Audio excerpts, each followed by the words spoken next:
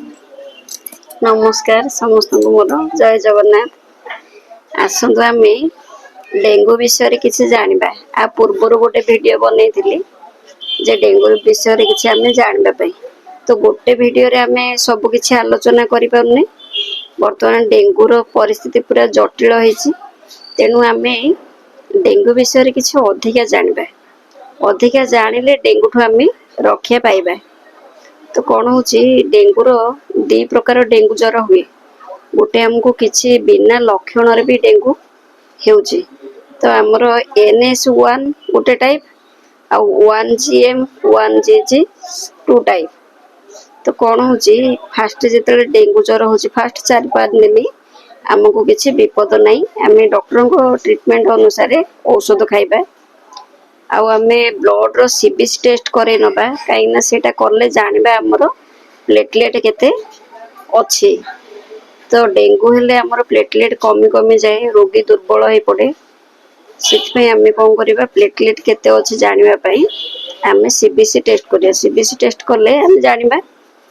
तो डॉक्टर आम कौन करुचे 3-4 दिन ज्वर है जो भल हो जाऊे आम भावुचे ज्वर भल होगा किंतु ना आपर आमको बहुत रिस्क थाए कहीं डेंगू ज्वर पर लिवर को आक्रांत करे किडनी को आक्रांत करे हार्ट को आक्रांत करे।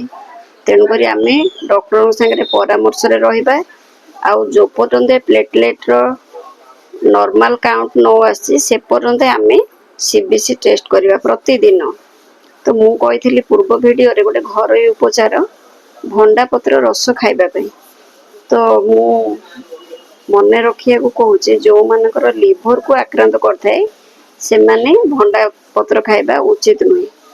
पुणी थरे कहूँ जो मानकर लिवर को आक्रांत करता से माने भंडा पत्र खाइबेनी। भंडा पत्र रो काम है प्लेटलेट कमीबा को दबनी।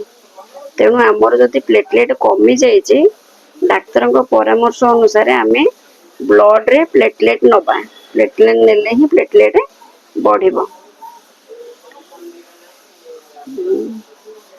रोगी कौन करुचे देह खराब है माने खाइबा कमी जाऊँगी खाइबा को रुचि लगुनि रोगी माने खाऊ ना आ द्वारा कौन होचंदी से माने आउरी असुत हो पड़चंदी।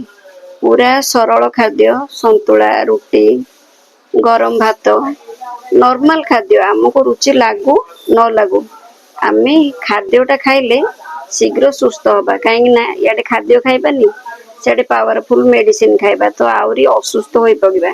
तेणुक सबुदिन ध्यान रखिए रुचि लागू न लागू आम निश्चित खाइबा आ सागर ORS पीबा ग्लूकोज भी पीबा रोगीटी शीघ्र सुस्थ हम।